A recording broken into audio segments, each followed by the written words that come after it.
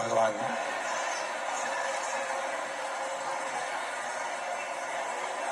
देवादिदेव महादेव, भगवान शिव, जिनकी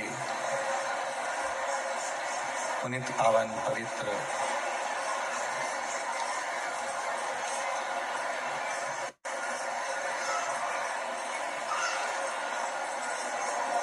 शिव महापुराण की कथा भगवान देवाधिदेव महादेव की कृपा से, करुणा से, उनकी उदारता से आज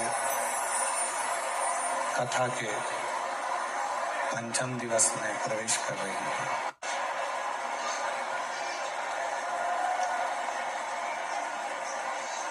कथा मंडप में विराजमान संत शिरोमणि परम पूज्य श्री विश्व प्रकाश दास जी स्वामी जी, परम पूज्य श्री ब्रह्म प्रकाश स्वामी जी, परम पूज्य श्री दिव्य जीवन स्वामी जी, परम पूज्य श्री श्रीनिवदन स्वामी जी, परम पूज्य श्री निर्दोष चरण स्वामी जी, परम पूज्य श्री प्रिय दर्शन स्वामी जी महाराज, एक बार सभी संतों के लिए जोरदार ताली बजाकर स्वागत वंदन अभिनंदन। जिनका आशीर्वाद और दर्शन आप और हमको श्री लड्डू गोपाल गौशाला वाले स्वामी जी श्री हरि जी दास जी द्वारा इतने संतों का दर्शन मिल रहा है।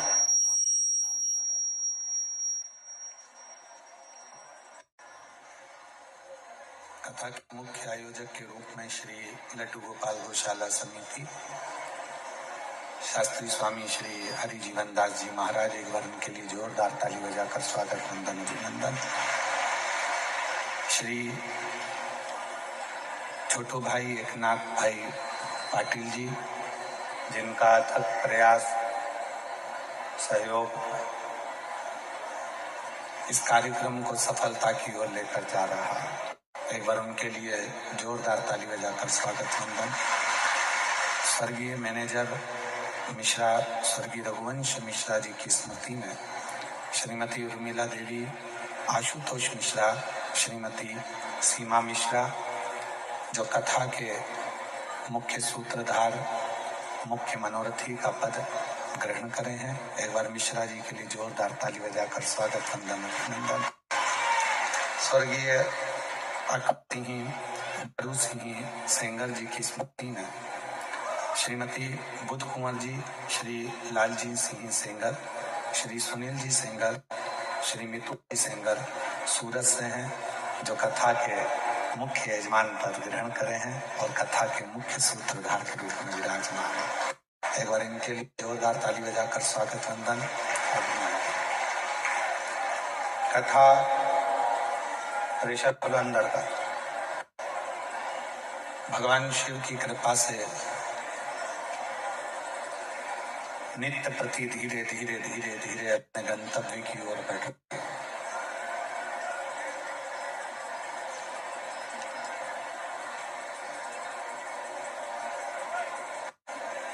और ये था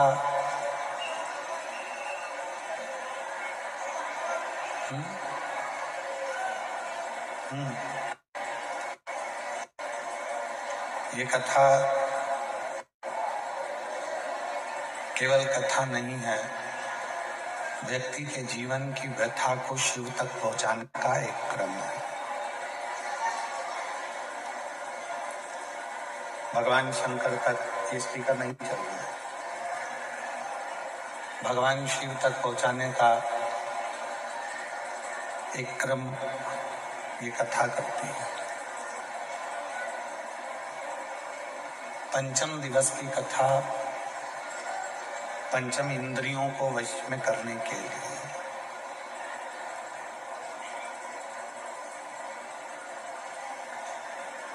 हमारी जो इंद्रियां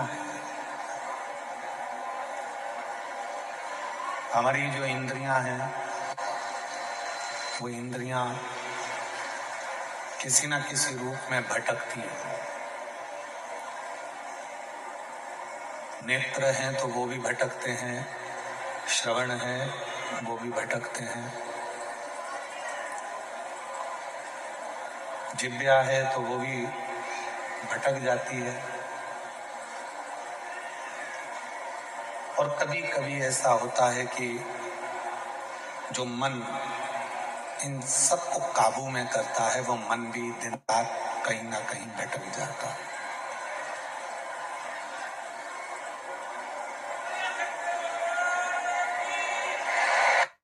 आज नहीं आ रही है।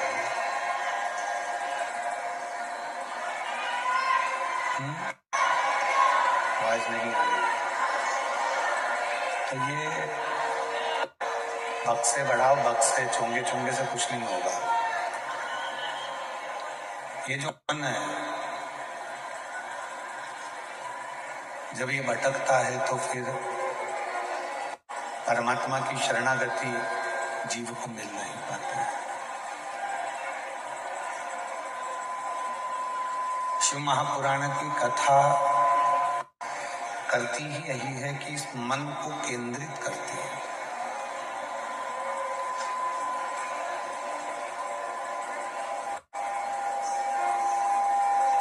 मन को खींचना कैसे है, मन को खींचकर परमात्मा तक लेकर कैसे जाना है।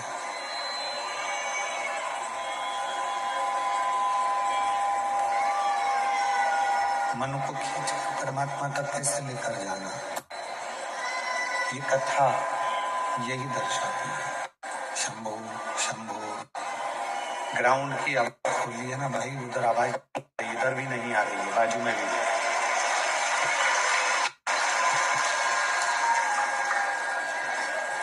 शिव कथा को केंद्रित करने का प्रयास करती है, और ये मन केंद्रित कब होगा, जब हम अपने चित्त को, अपनी वृत्ति को, अपने मन को भगवान शिव की शरणागति की ओर लेकर जाए। जब तक हम इस मन को भगवान शिव तक लेकर नहीं जाते, तब तक ये मन यहाँ वहां डोलता रहता है, भटकता रहता है।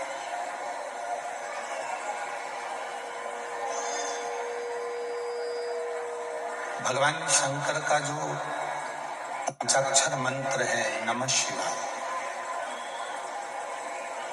भगवान शंकर का जो षडाक्षर मंत्र है ओम नमः शिवाय, या भगवान शंकर का जो मंत्र है श्री शिवाय नमस्ते, ये जितने भी शिव के जो मंत्र हैं, भगवान शंकर के जितने भी मंत्र हैं, ये ध्यान को केंद्रित करने के हैं।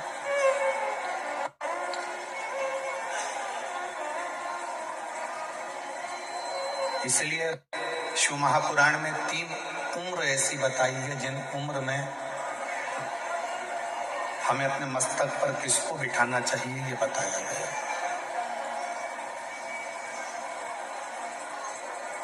महापुराण में 3 उम्र ऐसी बता दी गई है जिन उम्र में हमको अपने मस्तक पर किसको बिठाना है, किसको अपने मस्तक पर धारण कर, ये बताया गया। पहले नंबर पर है 15 वर्ष की जब आयु रहती है, तो 15 वर्ष की आयु में अपने पिता को अपने मस्तक पर, अर्थात अपने भेजे में, अपने दिमाग में, अपनी बुद्धि में अपने पिता को बिठा कर रखो।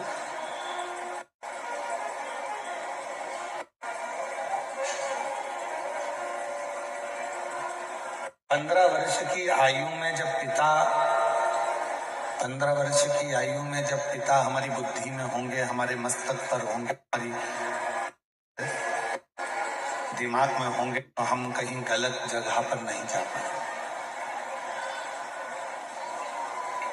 एक 15 वर्ष की आयु ऐसी आयु होती है जिसमें बच्चे भटक जाते हैं, बेटा बेटियां मार्ग से भटकने का प्रयास करते हैं।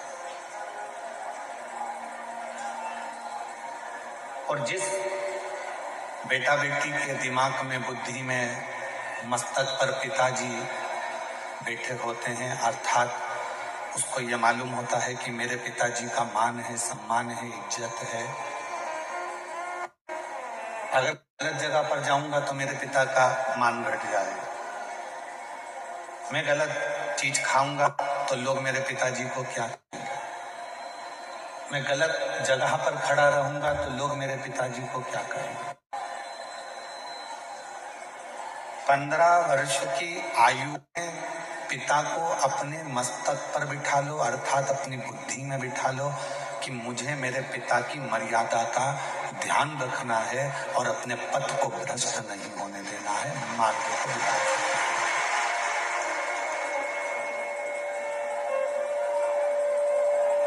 एक तो उम्र बता दी 15 साल की, शिव महापुराण ने दूसरी उम्र बता दी 35 साल कि जब 35 वर्ष की उम्र हो, शादी हो जाए, बच्चे हो जाएं, तब हमें अपने मस्तक में किसको बिठाना है? तो कहा अपनी औलाद को, अपने बच्चों को, अपना बेटा बेटी को अपने सिर पर, अपने मस्तक में, अपनी बुद्धि में, अपने विचारों में बिठाओ। अपने बेटा बेटी को जब तुम 35 साल 15 साल के हो तो पिता को सिर पर बिठाओ, पिता को बुद्धि में बिठाओ, पिता को चित्त में बिठाओ। 35 साल के हो गए तो अपने बेटा बेटी को अपनी बुद्धि में बिठाओ, अपने सिर पर बिठाओ, अपने मस्तक पर बिठाओ। अपने दिमाग में अपने बेटा बेटी को बिठा लो कि अब मैं 35 साल का हो गया हूँ, मेरे घर में बेटे ने, मेरे घर में बेटी ने जन्म ले लिया है। अगर मैं नशा कर आऊंगा तो लोग मुझसे तो कम मेरे बच्चों से ज्यादा कहेंगे कि तेरा बाप नाली में पड़ा हुआ था, तेरा पिता गंदी जगह करके।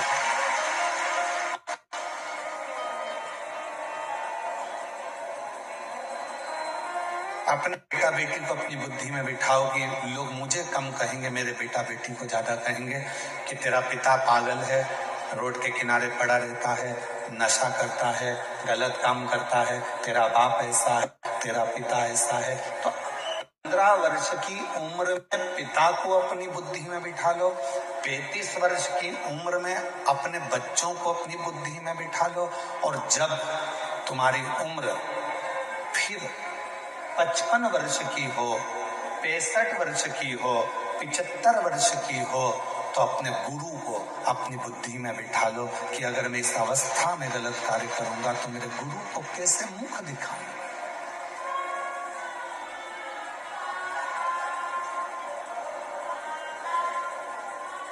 मैं अपने गुरु के सामने कैसे जाऊंगा, कैसे मुंह दिखाऊंगा कि मैंने अपनी पूरी जिंदगी अच्छे से निकालना था और मैंने अपनी जिंदगी को बिगाड़ दिया।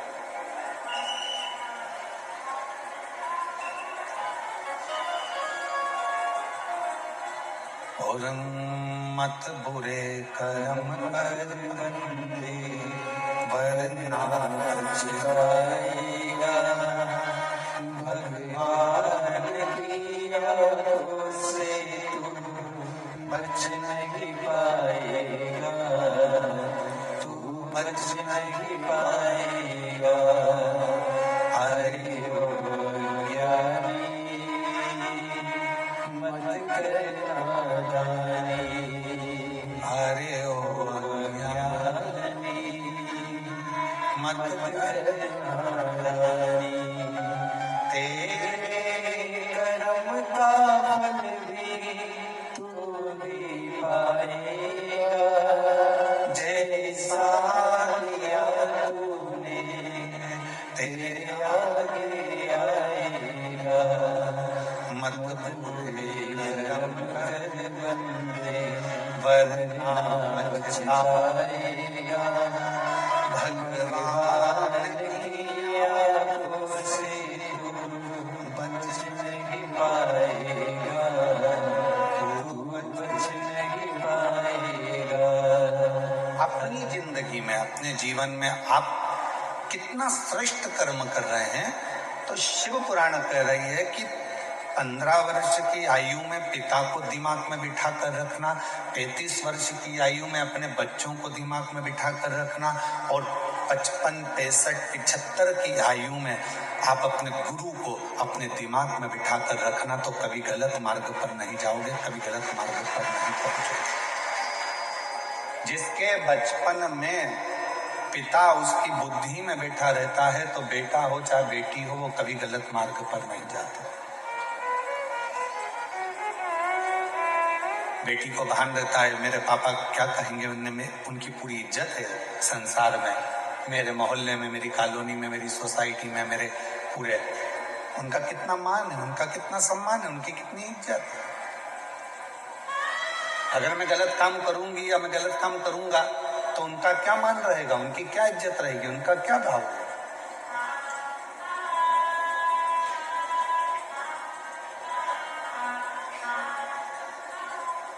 जिस बच्चे की जिंदगी में उसका पिता उसकी बुद्धि में बैठा होता है, वो बच्चा कभी गलत काम नहीं कर सकता,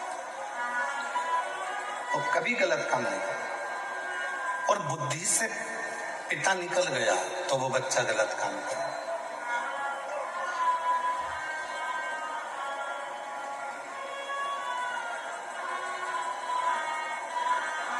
शिव महापुराण की कथा में भगवान गणेश जी का पवित्र चरित्र आता है।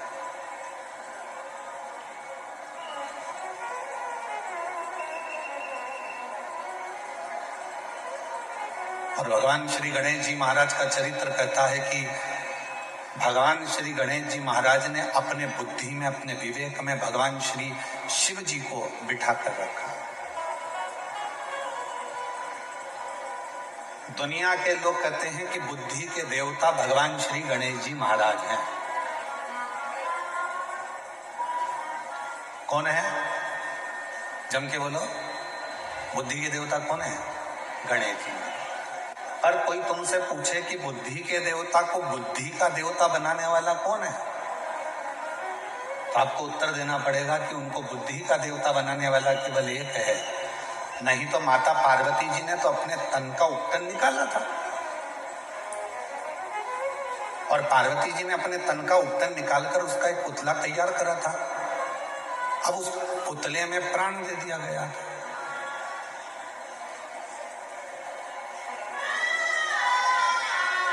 जब उस पुतले में प्राण आ गए, हम आपसे पूछें, जितने भी इस सूरत की मेरी जीजियां बैठी हैं, मेरे जीजा बैठे हैं, मेरे माता पिता बैठे हैं, मेरे बुजुर्ग माँ बाप बैठे हैं, और जितने मेरे बहन भाई बैठे हैं, आपसे बेटी बेटाओं से पूछें कि तन का आप में से कितने लोग हैं जो अपने तन का उपटन निकालते होंगे और उसको संभाल के रखते होंगे? कोई नहीं।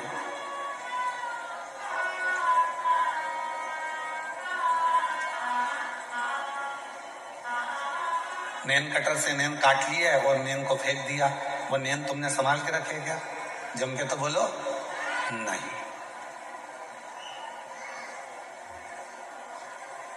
कटिंग करवाई, कटे हुए बाल फेंक दिए, उसको संभाल के रखा क्या? नहीं। तन में से मेल निकाला, उस मेल को निकाल कर फेंक दिया, उस मेल को संभाल कर रखा क्या? नहीं, कोई नहीं रखता।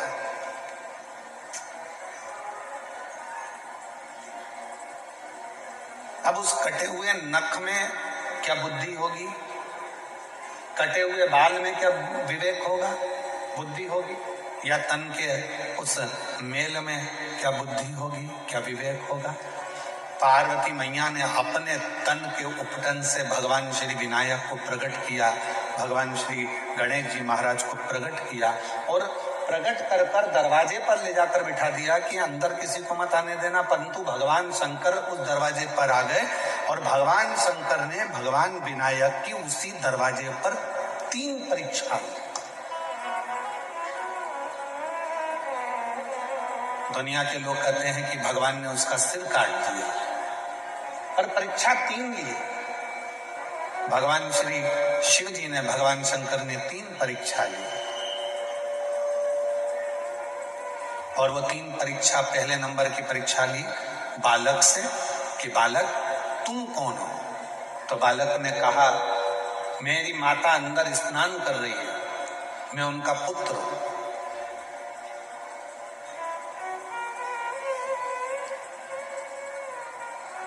बालक,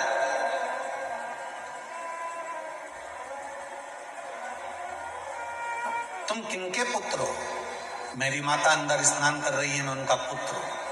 शंकर भगवान समझ गए कि पार्वती मैया ने भले इस बालक को प्रकट करा, पर इसमें बुद्धि नहीं है, इसमें विवेक नहीं है, ये अपनी माता का नाम भी नहीं बता पा रहे। मेरी जीजियों, मेरे जितने जीजा बेटे हैं, जीजियां बेटी हैं, बेटियां बेटी हैं, बेटा बेटे हैं, उनसे निवेदन करूंगा, तुम्हारे घर के बच्चों को, तुम्हारे घर में जब उसकी परवरिश करो दुनिया का कोई काम आए कि ना आए, सबसे पहले उसको अपने माँ बाप का नाम जरूर आना चाहिए कि मेरे पिता का नाम ये है, मेरी माँ का नाम ये है। मैं किस मोहल्ले का रहने वाला हूँ, किस कॉलोनी में रहने वाला हूँ, किस सोसाइटी में रहने वाला हूँ। अगर बच्चा खोता है तो कम से कम मालूम तो पड़ जाए कि यहाँ का है।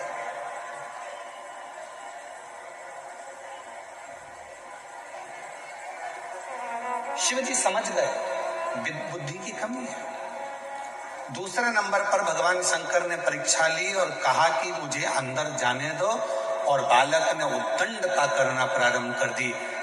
इतना अपशब्द बच्चे ने कहना प्रारंभ करा, शंकर भगवान समझ गए कि इसमें विवेक की, इसमें बुद्धि की कमी है।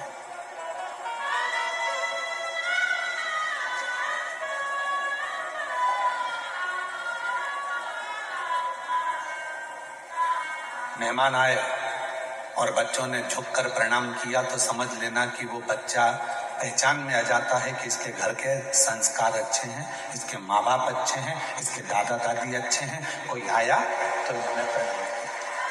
संस्कार।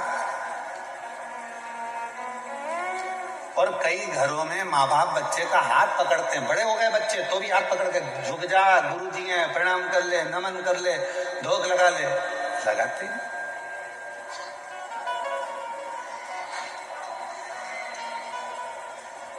हमारे यहाँ कथा मंडप में एक सोमानी परिवार भी बैठा हुआ है और एक हमारे पूर्व के गोयल परिवार भी यहाँ बैठा हुआ है। हम सोमानी जी के यहाँ पर बैठे हुए हैं। कहीं कहाँ बैठे हुए? अच्छा, स्थान चेंज हो गया है तुम्हारा। तो हम इनके घर गए और इधर गोयल जी भी कहीं बैठे होंगे। तो हम जब इनके अच्छा बैठे गोयल जी बैठे, हाँ बैठे। हम जब इन लोगों के एक बार पूर्व में घर गए तो ना सोमानी जी को बोलना पड़ा उनके बच्चों को, ना गोयल जी को बोलना पड़ा अपने बच्चों को कि गुरुजी आए हैं, प्रणाम करो। हमने जैसे ही सीढ़ी ऊपर चढ़ी और इनके बच्चों ने साष्टांग झुककर दंडवत करा तो हमको समझ में आया कि संस्कार अच्छे हैं, माँ बाप जो दे रहा है वो श्रेष्ठता में सिखाया। उतना उद्दंडता हो बच्चों में, मना नहीं। बच्चे बोलने के तेज हो, मना नहीं। बच्चे खेलने के तेज हो, मना नहीं। पर बच्चे जिस समय पर बड़ों को बड़ा ना समझे, आदर ना करे, सम्मान ना करे, तो फिर वो बच्चे की श्रेष्ठता नहीं होती। फिर वो श्रेष्ठता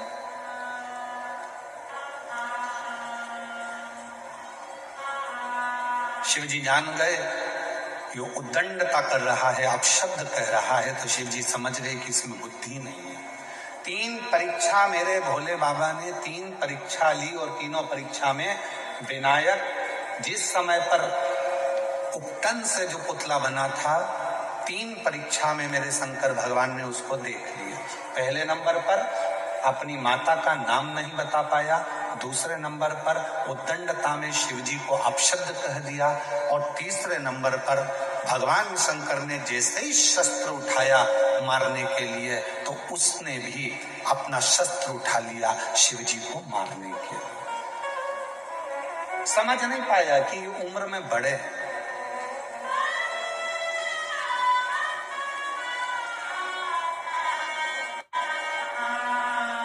एक बात बताओ, कोई बुजुर्ग व्यक्ति एक छोटे व्यक्ति को थप्पड़ मारेगा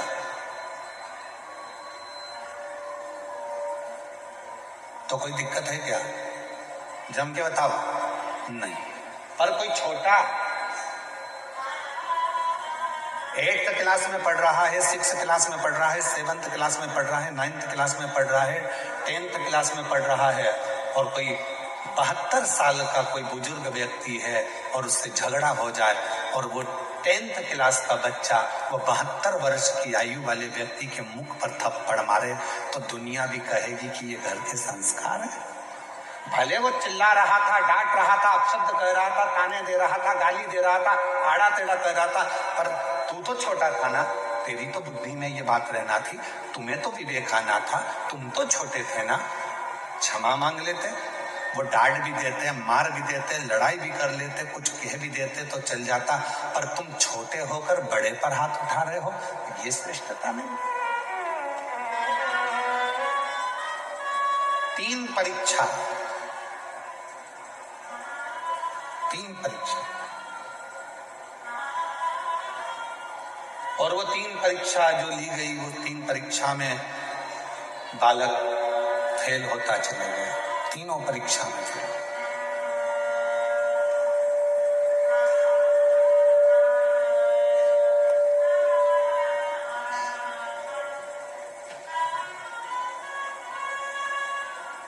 वो 3 परीक्षा में बालक फेल होता चला गया, और जब 3 परीक्षा में बालक फेल हो गया, तब शिव जी को लगा कि इसको बुद्धि देना मेरा काम है, अब इसको बुद्धि प्रदान करना मेरा काम है।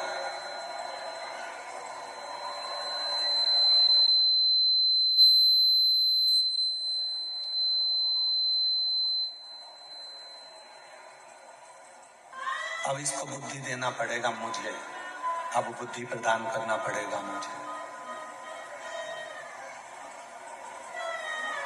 दुनिया के लोग कहते हैं भगवान श्री गणेश जी महाराज बुद्धि के देवता हैं। शिव महापुराण की कथा कहती है कि गणेश जी महाराज को भी अगर बुद्धि प्रदान कर रहे हैं तो वो मेरे देव अधिदेव महादेव प्रदान कर रहे हैं, मेरे शिव।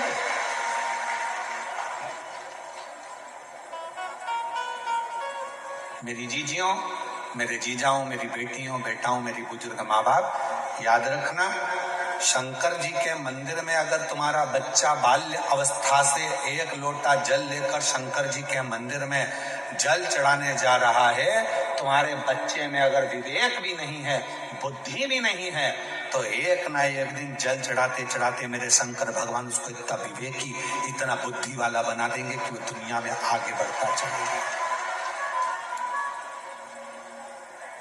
इतना विवेकी, इतना बुद्धि वाला बना देंगे कि वो आगे बढ़ता चलेगा।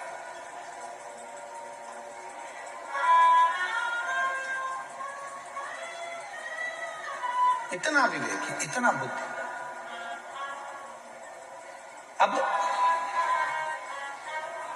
आपको क्या सिखाना है अपने घर के बच्चों को कि तुम जाओ शंकर जी के मंदिर में 1 लोटा जल चढ़ाओ, शिव जी के मंदिर में जाओ 1 लोटा जल चढ़ाओ। क्यों? क्योंकि हमारे बच्चे को विवेकवान अगर बनाना है तो शिव की शरणागति बहुत जरूरी है। कितना सुंदर कहा है, एक बार माता सरस्वती भी अपने स्वरों को भूल गई थी। एक बार माता सरस्वती ने भी अपने स्वर छोड़ दिए थे, स्वर भूल गई थी। श्रीशैलम पर पहुंची और श्रीशैलम पर पहुंचकर नटराज भगवान शंकर की आराधना करना प्रारंभ करी, और जैसे ही नटराज भगवान शंकर की आराधना करना प्रारंभ करी तो भगवान तुमरुका जी प्रकट हुए, और तुमरुका जी को शिव जी ने कहा माता सरस्वती कुछ चाहती हैं। तुमरुका जी ने कहा उनके स्वर उनको चाहिए, उनका गायन उनको चाहिए, उनका नृत्य उनको चाहिए, उनका संगीत उनको चाहिए। तब भगवान शंकर ने माता वीणा वादनी जी को भी, माँ बागेश्वरी को भी, माँ सुंदर वीणा वादनी को भी, माँ सरस्वती को भी मेरे शंकर भगवान स्वर प्रदान कर दिए थे। ऐसे मेरे देवाधिदेव महादेव, ऐसे मेरे भगवान शंकर है जो सरस्वती को भी स्वर प्रदान कर देते हैं, जो गणेश जी को बुद्धि प्रदान कर देते हैं, जो गणेश जी को रिद्धि सिद्धि प्रदान कर देते हैं, और दुनिया का सुख देने के लिए गणेश जी को शुभ लाभ दे देते हैं, अमोद प्रमोद दे देते हैं, और दुनिया को शीतलता देने के लिए संतोष रूपी धन संतोषी भी प्रदान कर देते हैं। वो शिव। एक प्रसंग और मिलता है बुद्धि का, शिव महापुराण में एक प्रसंग बुद्धि का और मिलता है, बड़ा सुंदर प्रसंग है। एक संत ने, जो शंकर जी की आराधना करने वाले थे, साधना करने वाले थे, ऐसे एक संत ने संकल्प ले लिया था 1 वर्ष तक झूठ नहीं बोलूंगा, सत्य पर चलूंगा।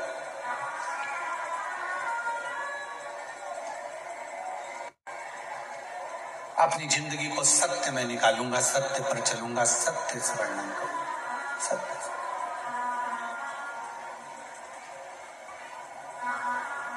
और तपस्वी संत बैठ गए तब साधना करने के लिए, साधना में डूब गए तपस्वी संत।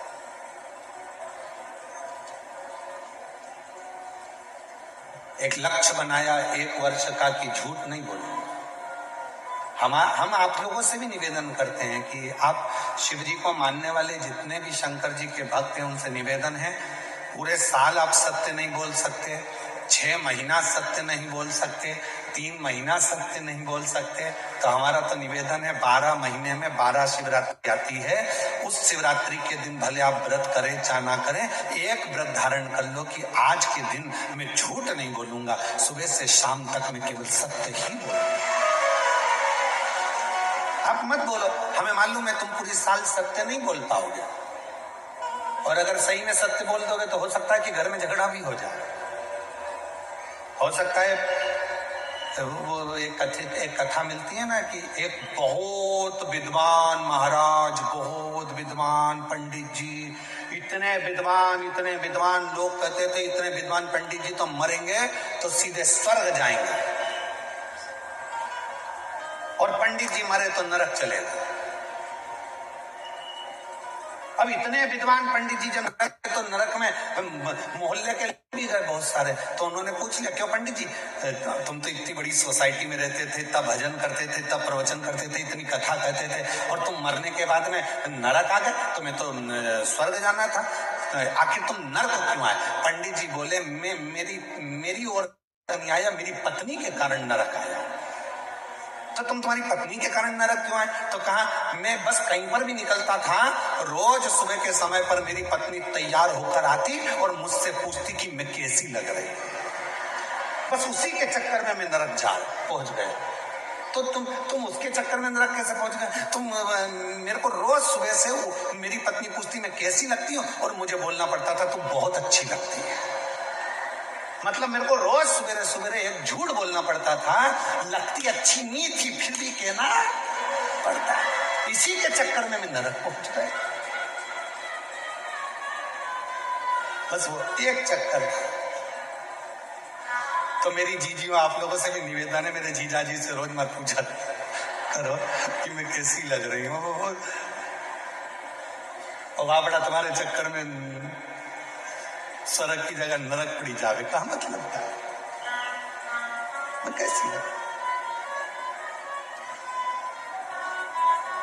ये मेरी पत्नी के चक्कर में हो। तो कहा तुम पूरा समय अगर सत्य नहीं बोल सकते तो केवल एक दिन ऐसा निकालो कि उस दिन मैं सत्य बोलूंगा, और सत्यम शिवम,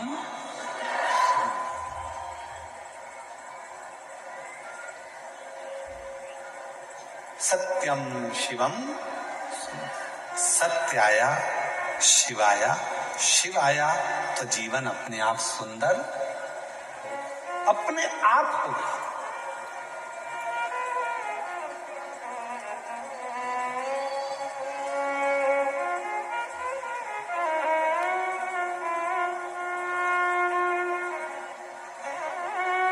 एक हमारे शैलेंद्र भाई बोलते ना, सत्य ही शिव है, शिव ही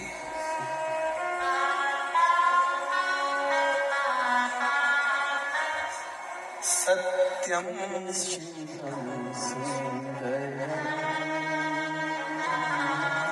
सत्यम शिवम सुंदरम, ईश्वर सत्य है, सत्य शिव है, शिव सुंदर है, सत्यम शिवम सुंदरम, सत्यम शिवम सुंदरम। सत्य ही शिव का एक प्रतिबिंब स्वरूप, ईश्वर सत्य है, सत्य शिव है, शिव ही सुंदर है, सत्यम शिवम सुंदरम, सत्यम शिवम सुंदरम। यही सत्य को। एक संत ने अपने अंदर ये बात उतार ली कि 1 साल तक मैं सत्य बोलूंगा, झूठ नहीं बोलूंगा। एक वन में बैठकर तपस्या करने के लिए वो संत बैठ गए। कसाई के हाथ से गाय छूट गई और वो गाय भागी वन में। संत बैठे थे, कसाई दौड़कर पहुंचा, संत से पूछा, क्यों बाबा, यहां से गाय निकली थी, तुमने देखी? अब संत चक्कर में पड़ गए। अगर बोल दूं कि गाय देखी है तो कसाई गाय को पकड़ेगा और काट देगा तो गौ हत्या माथे चढ़ जाएगी, और अगर झूठ बोलता हूं तो मेरा साल भर का व्रत बेकार हो जाता है। अगर झूठ बोलता हूं तो मेरा वर्ष भर का व्रत बेकार हो जाता है।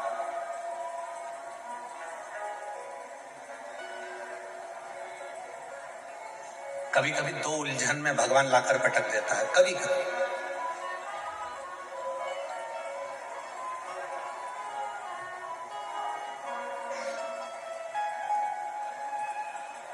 और वो 2 उलझन में परमात्मा ने लाकर छोड़ दिया सत्य के साथ। कसाई पूछ रहा है, बाबा जल्दी बताओ मेरी गाय देखी क्या? अगर बता दूंगा तो गाय कट जाएगी, गौ हत्या माथे चढ़ जाएगी, और अगर नहीं बताऊंगा, झूठ बोल दूंगा तो ये लगेगा कि मैंने 1 साल का नियम लिया था, मेरा सत्य चलेगा। अब ऐसी उलझन में करूं क्या? तो जो संत शिव की साधना करने बैठे था, उस संत ने कहा, हे भोले बाबा, मुझ में बुद्धि नहीं है, विवेक नहीं है। जैसे आपने गणेश जी को बुद्धि का देवता बनाया, आज थोड़ी देर के लिए मुझे बुद्धि प्रदान करो, जिससे मेरा मार्ग प्रशस्त हो सके और मेरा सत्य भी रह जाए और गौ माता भी रह जाए और ये जीवन भी श्रेष्ठ बन जाए। ऐसी मेरी बुद्धि कर दीजिए। और जिस समय पर आप उलझन में फंसे, जिस समय पर आपका विवेक काम ना करे, जिस समय आपको लगे कि मैं बहुत बड़ी उलझन में फंस गया हूं, अब मेरे पास में निर्णय नहीं हो पा रहा, उस समय पर थोड़ी देर शंकर भगवान के मंदिर में जाकर बैठना, और अगर मंदिर ना जा सको तो अपने घर में बैठना और श्री शिवाय नमस्तुभ्यम का उच्चारण करना, नमः शिवाय का उच्चारण करना, ओम नाद करना और ओम नमः शिवाय का उच्चारण करना। थोड़ी देर गहरी सांस लेकर ओम नमः शिवाय का उच्चारण करना। जब प्रारंभ करेंगे, नेत्र बंद रहेंगे, भुकुटी तनी रहेगी, उस समय पर शिव स्वयं तुम्हारी बुद्धि में आकर विराजमान हो जाए। स्वयं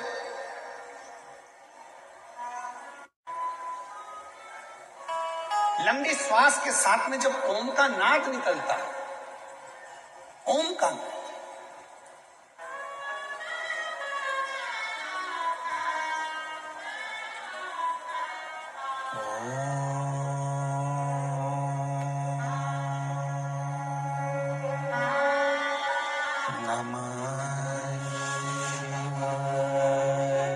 जितने भी बैठे हैं, सावधान मुद्रा में बैठकर 5 बार ओम का लंबा स्वर और नमः शिवाय का स्मरण कर कर देखिएगा। नेत्र थोड़े से बंद रहेंगे, भुकुटी में आपका ध्यान रहेगा, मस्तक के केंद्र बिंदु ब्रह्मांड में आपकी बुद्धि जाएगी और आप शिव से ये आह्वान करेंगे कि मुझे अच्छी बुद्धि, अच्छा विवेक दीजिए, मुझे ऐसा बुद्धि और ऐसा विवेक दीजिए कि जिंदगी में मैं कभी धोखा ना खाऊं, किसी के दरवाजे पर जाकर मुझे मांगने की जरूरत ना पड़े, जो मिले तेरे दरवाजे से मिले। शिव तेरे साक्षीकरण मेरे ब्रह्मांड के केंद्र बिंदु में हो, ऐसा स्मरण कर कर सावधान मुद्रा में ओम का लंबा नाद, साथ में नमः शिवाय का स्मरण।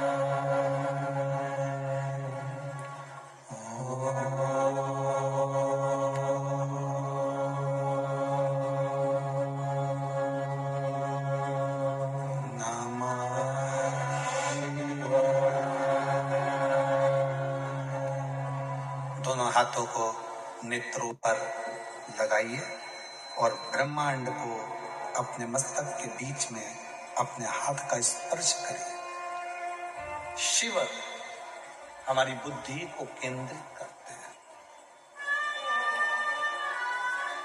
आपको कुछ देर के लिए ऐसा लगेगा जैसे कोई बिंदु मेरे सिर के अंदर घुस रहा है, प्रवेश कर रहा है, कोई बिंदु मेरे भीतर आ रहा है।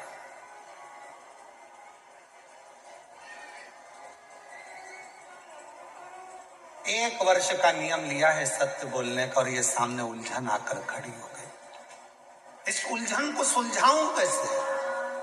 तो तुम्ही ने दर्द दिया है, तुम्ही दवा देना। तुमने दिया है, ये उलझन भी तुमने लाकर खड़ी है। सत्य बोलूंगा तो गाय कट जाएगी और नहीं बोलूंगा तो मैं व्रत टूट जाएगा। अब ये निर्णय तुम्हारा है तो उत्तर भी तुम्हें देना पड़ेगा। तब मेरे भगवान शंकर भूकुटी में आकर बैठ गए और जिह्वा से बोलना प्रारंभ कर दिया। जब तुम शिव को बुलाते हो, शिव को पुकारते हो तो निर्णय तुम्हारा नहीं होता, फिर निर्णय शंकर करना प्रारंभ कर देते हैं अपनी वाणी। अब शिव ने निर्णय कैसा दिया? कसाई पूछ रहा है, बाबा जल्दी बोलो मेरी गाय दूर चली जाएगी, जल्दी बोलो मुझे मेरी गाय पकड़ना है। बाबा सत्य बोलना, बिल्कुल सही बताना, क्या तुमने गाय को देखा है? तो बाबा बोले, नेत्र देखते हैं पर बोलते नहीं है। नेत्र देखते हैं पर बोलते नहीं है और जिह्वा देखती नहीं है, बोलती है। तो निर्णय मैं कैसे दे सकता हूं? नेत्र ने देखा, वो बोलेगा नहीं, और जिह्वा देखी ही नहीं तो बोले क्या? खा। उस कसाई ने कहा ये तो बाबा पागल है, न जाने कहां कहां की बात कर रहा है। उसने छोड़ा और गाय ढूंढने चला गया। संत ने हाथ जोड़कर बाबा से कहा, धन्यवाद निर्णय देने के लिए, बहुत सुंदर निर्णय आपने दे दिया। नेत्र देखा है पर बोलता नहीं है।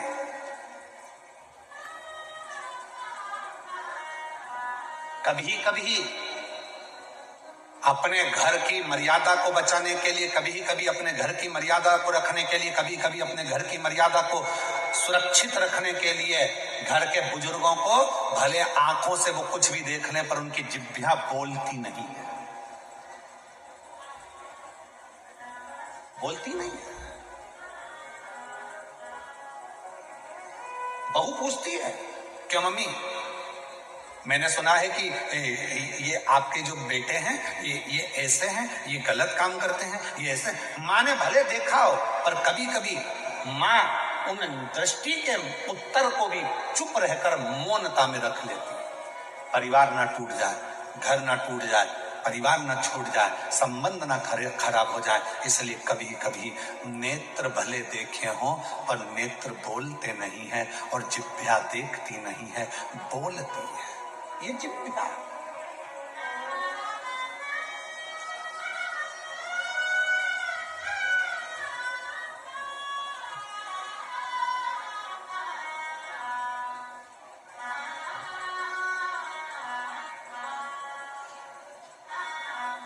तुम्हारे यहां लड़ाई में बंदूक चलती है? अरे उत्तर तो दो। डंडे चलते हैं, तलवार चलती है। अरे जब बड़े बड़े दंगे होते हैं, लड़ाई होती है, विवाद होते हैं तो बोल दो तो सही। जूता चलता है, चप्पल चलती है, घूसे चलते हैं। अरे बोलो तो जम के। डंडे चलते हैं, तलवार चलती है, बंदूक चलती है। बंदूक कब चलती है? तलवार कब चलती है? डंडे कब चलते? छोटू भाई बहुत अच्छा प्रसंग है, स्मरण करिएगा। डंडे चलते हैं, तलवार चलती है, जूता चलता है, चप्पल चलती है और घूसे चलते हैं। ये सब बाद में चलते हैं, सबसे पहले जीवान चलती है।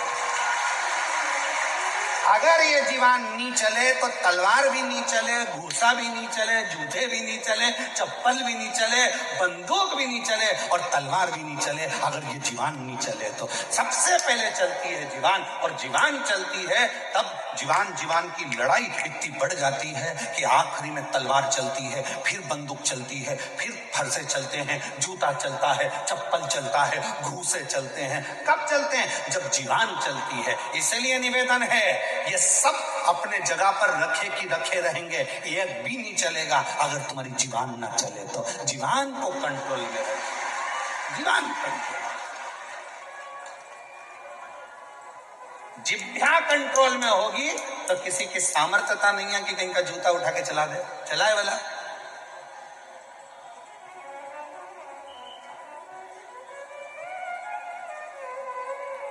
पंडाल में बैठने की जगह तो तुमको मिल जाए, मना ही नहीं है बैठने की जगह, बिल्कुल मिले, पर तुम आते से जो सिर पे पल्लू मल्लू लेके और अकड़ वकड़ दिखा, हट रही कि नहीं हट रही?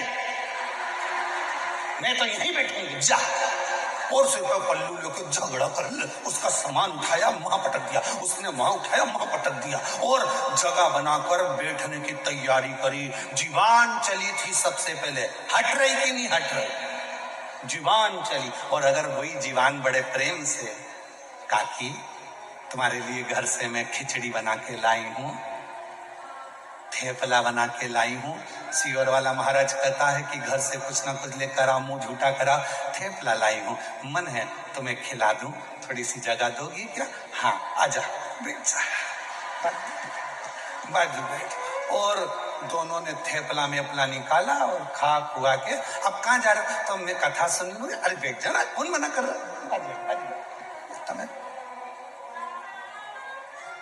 थेपला और फाफड़ा तो इतना कमाल करता है कि लोचे की तो जरूरत ही नहीं पड़ती, इतना काम करता। अब तुम प्रेम की भाषा, प्रेम की भाषा।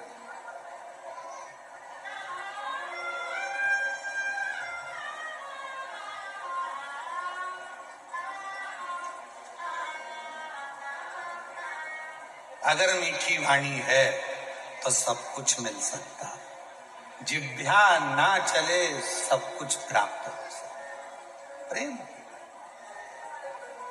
सबसे ज्यादा ट्रेन में अगर दोस्ती होती है तो तंबाकू खाने वालों की होती है। काहे मिश्रा जी, ठीक बोले हैं हम तुमसे इसलिए बोले, तुम उत्तर प्रदेश से आते होगे तो कभी कभी तुम्हारी ट्रेन में भी देखना। सबसे अच्छी दोस्ती अगर होती है सेंगर जी, तो तंबाकू खाने वालों की दोस्ती बड़ी अच्छी होती है। बहुत लड़ाई झगड़ा, बहुत, जगह नहीं मिल रही, ये नहीं मिल रही, वो नहीं मिल रही, खूब लड़ाई झगड़ा, और इतनी देर में लड़ाई झगड़ा करा, जगह नी भी दे रहा है, नी भी दे रहा है, नी भी दे रहा है, और जो खड़ा हुआ व्यक्ति है ना, वो धीरे से जेब में से निकाल ले और मल ले। फिर जो साइड में बैठा है, आओ भाई साहब, आओ इधर बैठो, ला थोड़ी सी देना जरा, और उनने भी ली, उनने भी मला, मलते मलते फिर पूछ लिया, क्यों, कहाँ जा रहे? कहीं नहीं, सूरत जा रहे। अच्छा, सूरत में कहाँ रहते हो? सुमानी जी कहाँ है? सूरत में कहाँ रहते हो? तो कहा ये जगह। ओ ठीक है। अच्छा वहां, वहीं तो मैं रहता हूँ। अच्छा, दुकान है अपनी तो काय की? उड़ाने की।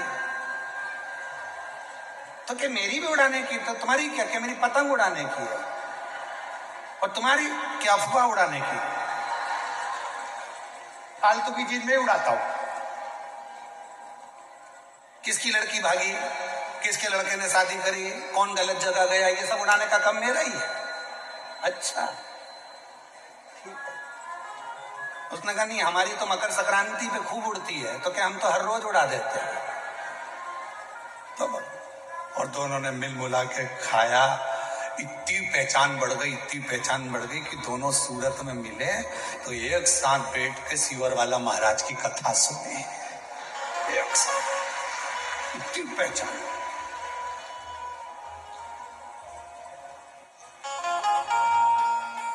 अभी ट्रेन के लोग देख रहे थे, इतनी भयंकर लड़ाई चल रही थी कि जूता चप्पल चल जाते हैं, एक दूसरे की गिरबान पकड़ ली, लड़ लिए, झगड़ लिए, पर वो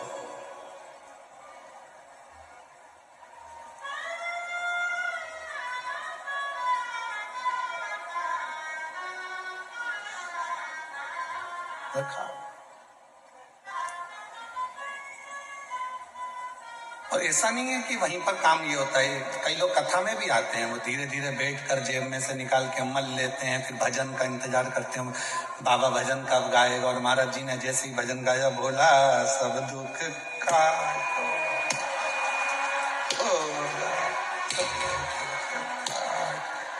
और जैसे ही महाराज जी ने कहा हार हार महा गया।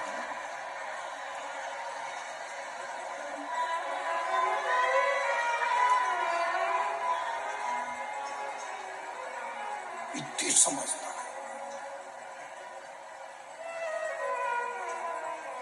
अरे तेरी कृपा का क्या है भरोसा,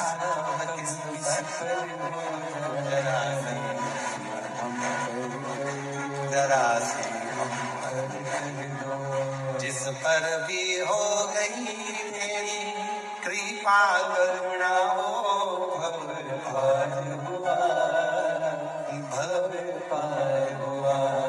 पापी हो जाए कितना उसका भी बाबा उद्धार हुआ।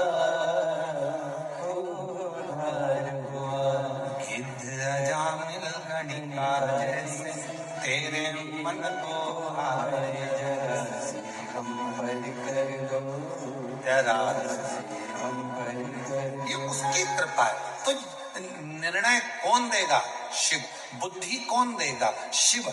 चरण उसने दिए हैं तो पथ कौन देगा? शिव। पेट उसने दिया है तो भोजन कौन देगा? शिव। नेत्र उसने दिया है तो एक बार दर्शन कौन देगा? तो वो शिव देगा, कभी ना कभी देगा। विश्वास प्रबल, विश्वास, और विश्वासी तो शिव है। एक पत्र अच्छा है, देखिए,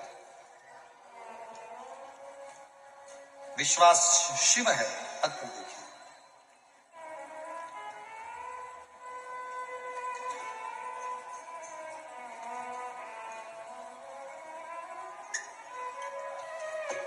इसमें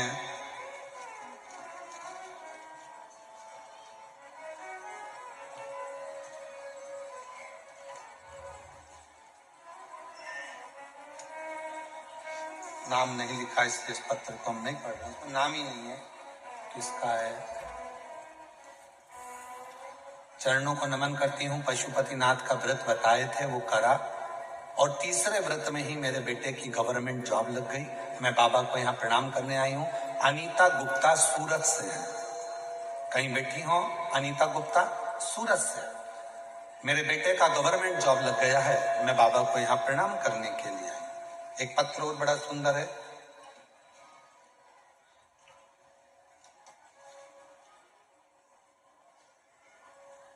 योगिता मनोज गुरु, आपसे विनम्र निवेदन चाहती हूँ। हम मूल रूप से महाराष्ट्र के निवासी हैं, परंतु वर्तमान में सूरत के निवासी हैं। बाबा, कई वर्षों से संतान नहीं थी, दवाइयां ली, सारे उपचार कराए, गोदी भरवाई, पर संतान का सुख नहीं आया। कहीं बैठी हो योगिता मनोज गुरु, तो आ सकती हैं बेलपत्र लेने के लिए, और बच्चे आए हों तो उनको भी ला सकते हैं। कई वर्षों तक संतान का सुख नहीं हुआ, तब आपके अनुसार हमने सीहोर के कंकर शंकर मंगवाकर प्रतिदिन उसका पूजन किया, जल का सेवन किया, पशुपतिनाथ का व्रत किया, उपवास रखा, आपके तुमरुका जी नाम स्मरण करते हुए सफेद आंकड़े की जड़ शंकर जी के मंदिर में जाकर बांधी। इन सभी उपायों को हमने पूरे वर्ष तक निरंतर श्रद्धा नियम के साथ किया, और बाबा ने ऐसी कृपा कर दी कि 22 जुलाई 2024 को शिव की कृपा से मेरे घर में जुड़वा 2 पुत्रों ने जन्म लिया। पहले पुत्र का नाम हमने रुद्र रखा है, दूसरे पुत्र का नाम हमने रोशन रखा है। दोनों का हम फोटो लगा रहे हैं। ये शिव की कृपा से, बाबा की कृपा से हमें प्राप्त हुए हैं, जो कई वर्षों के बाद जब हम कई वर्ष निकल गए, संतान का सुख नहीं हुआ था, तब शिव की कृपा से ये संतान का सुख प्राप्त हुआ। अर्थात विश्वास, भरोसा, दृढ़ता, ये आपके भीतर होना चाहिए। जब आपने विचार कर लिया कि मेरी बुद्धि मेरी नहीं है, शिव देंगे, मैं अड़चन में फंसी हुई हूं, मैं सोच नहीं पा रहा कि मैं क्या करूं, कोई निर्णय नहीं हो पा रहा, तब उस शिव को बुला। श्री शिवाय नमस्तुभ्यं, श्री शिवाय नमस्तुभ्यं, श्री शिवाय नमस्तुभ्यं, श्री शिवाय नमस्तुभ्यं, श्री शिवाय नमस्तुभ्यं, श्री शिवाय नमस्तुभ्यं। तब निर्णय देगा तो शिव देगा। पार्वती मैया ने अपने तन के उपटन से बालक का निर्माण तो कर दिया, पर उसमें विवेक कहां से आए, बुद्धि कहां से?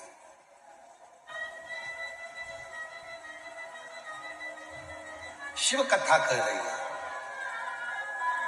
मनुष्य निर्माण करता है तो वो निर्माण की वस्तु एक ना एक दिन टूटती जरूर है, और परमात्मा जिस चीज का निर्माण करते हैं उसको दुनिया की कोई सामर्थ्यता नहीं कि वो तोड़ दे। घर आपने बनाया टूट जाएगा, गाड़ी आपने बनाई टूट जाएगी। ये शरीर मां के गर्भ में माता और पिता की देन है, तो उसने निर्माण करा, तो ये भी हाथ पैर सब टूट सकते हैं। गाड़ी टूट जाएगी, दुकान टूट जाएगी, जमीन, सब जो चीज है आपके पास में, आपने जिसका निर्माण करा वो टूट सकती है, पर परमात्मा जिसका निर्माण करते हैं वो कभी नहीं टूटती। ये शरीर भी आपका बनाया हुआ है, अर्थात माता और पिता का बनाया हुआ है, इसलिए हाथ भी टूट जाता है, पांव भी टूट जाता है, नाक भी टूट जाती है, ये कान भी टूट जाता है, पांव की घुटने भी टूट जाते हैं, पर परमात्मा ने एक चीज ऐसी बनाई जो दुनिया में कोई नहीं तोड़ सकता, वो है उसकी आत्मा, उसका हृदय, उसकी आत्मा, जिस आत्मा को कोई नहीं तोड़ सकता। वो आत्मा को ना तो कोई छेदित कर सकता है, ना पानी गिला कर सकता है, ना अग्नि जला सकती है, ना वायु सुखा सकती है। वो आत्मा एक ऐसी परमात्मा ने बनाई है, उसको कोई खंडित कर ही नहीं सकता। मनुष्य निर्माण करता तो खंडित हो जाती, मनुष्य अगर कुछ बनाता तो वो टूट जाता। मनुष्य ने अगर कुछ बनाया है तो वो टूटेगा ही, निश्चित है। कोई ने अगर सामान बनाया है तो टूटेगा, घड़ी बनाई तो टूटेगी, झूमर बनाया टूटेगा, बंगला